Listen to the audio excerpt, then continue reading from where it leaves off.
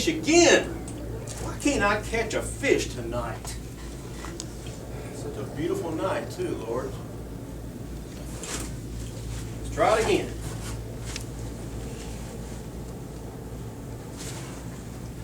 Nothing!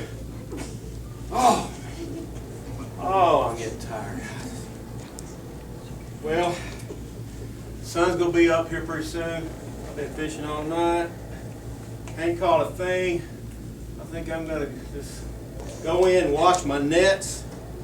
Maybe I'll catch a fish tomorrow night. That's what I'm gonna do. That's all I can do. I'm not having any luck tonight. Hey, Simon. Hey, brother. How are you? Oh, not real good. You been fishing? Yes. What'd you catch? Nothing. Nothing? Nothing You've at been all. out here all night, haven't you? I know, and I'm tired. You caught truly nothing? Nothing. I can't believe it. But I need to go wash my nets. Yeah, I'm sorry, And man. mend on Hey, the- toss me your rope. Come on in here to the shore, and maybe if you get your nets cleaned up, we'll get something to eat. Okay, And maybe you'll have better luck tomorrow night. I appreciate that. Yeah, okay. Let's see what I can do. Okay, well, I'll see you later. Okay, Good thank luck you. with the fishing tomorrow night. Thank you. Let me wash these things up. Maybe I'll catch something. Let's see.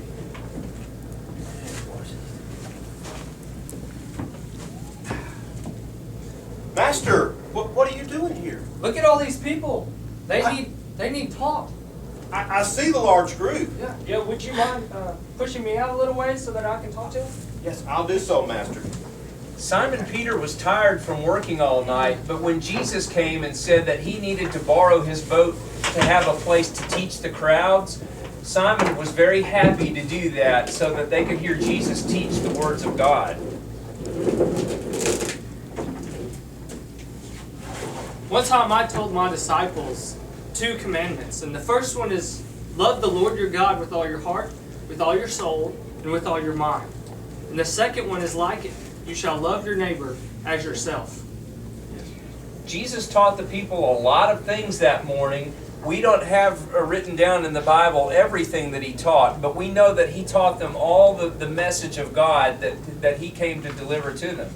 And then, when he was finished teaching the people, he showed Simon Peter something so amazing that only God could have done it. Have you caught anything today, Peter? No, Master, I haven't. No. Oh, well, try casting your nets out one more time. Master, I've been fishing all night and haven't caught a thing, but because you are asking me to do this, I'm going to do it.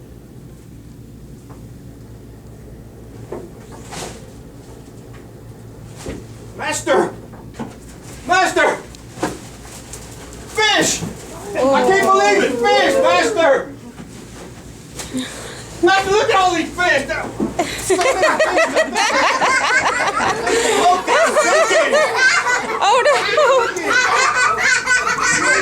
Master! Well, Master, I'm not as you working. can see, when Simon put his nets where Jesus told him to, there were so many fish that the boat actually started to sink. And he was amazed at what Jesus had shown him. Peter learned something very important that day, some important lessons, and I think he's going to tell us what he learned from his time with Jesus. Master, I'm not worthy to be in your presence. Peter, don't be afraid. Today will be your last day to catch fish. From now on, you're going to be fishing for men. Fishing for men. Yes.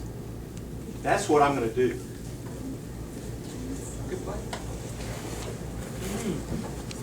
I want to tell you something that I learned about this lesson. First of all, Jesus was mighty when he lived here on earth.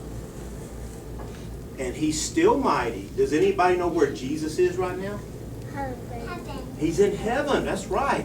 At the right hand of God. But when he was a man here on earth, he had power over everything. Over nature That's why the fish all of a sudden appeared, because Jesus had the power to draw them in here to the boat. And the boat almost sank because there were so many of them. And I'm sure you're learning a lot about Jesus this week, about how he can raise the dead, how he raised the dead and healed the sick. And he was mighty. That's one thing I want you to remember. The other thing is, Jesus asked Simon to be a fisher of men, to be his disciple. And he wants us to be disciples too.